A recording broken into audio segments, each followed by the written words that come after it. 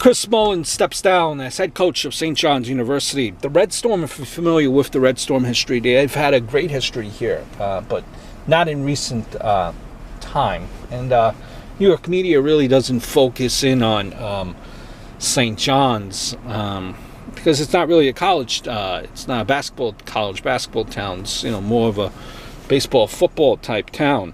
I think even more so. I would probably say baseball more than football.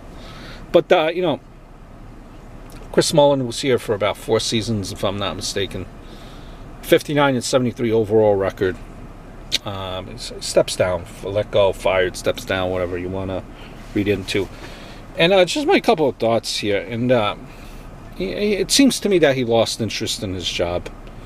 He didn't recruit, didn't visit AAU games, didn't establish relationships with players or coaches. Where was he hitting the pavement, going to watching these high school games?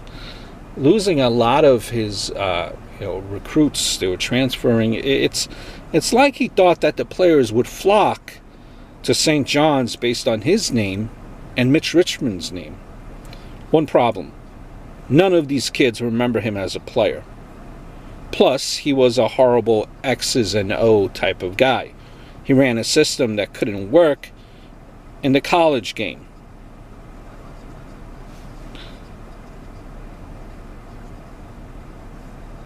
It seems like he never really coached. Maybe his assistants did everything. You could even argue with that.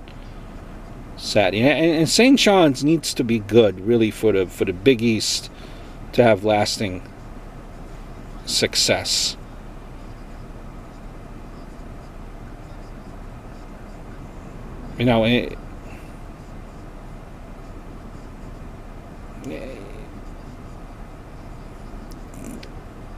Here's the thing. He's the most famous player that St. John's has had. But Ron Artest is up there too. I believe that's what figured into the kind of the process of hiring him in the first place.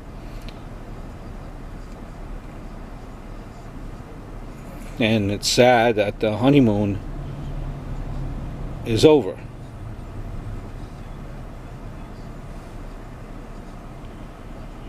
Now, he just seemed that he was missing it in the coaching area. Right? That's more than you can say. I don't know. He just seemed disconnected. Seemed more interested sometimes at yelling at the refs than actual coaching.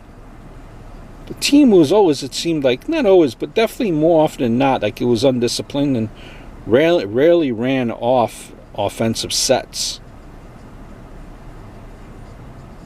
And it's sad because now that relationship might be strained. Hiring a legend from a school just, isn't a good idea, especially when it's this famous. He had problems adjusting during recent games. Maybe the pressure just got too much for him.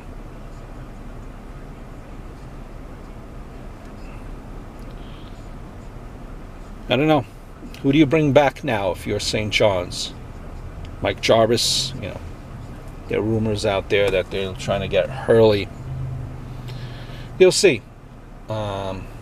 You need consistency. You need something to do to make St. John's a go-to place for these kids. I don't. The lure of New York City. I don't think it's factoring point for these kids anymore.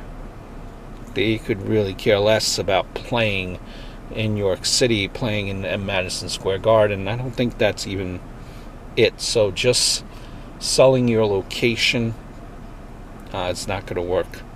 There's something else that has to be done to kind of get this program back to where it once was in the glory days in the 80s. Hope all is well.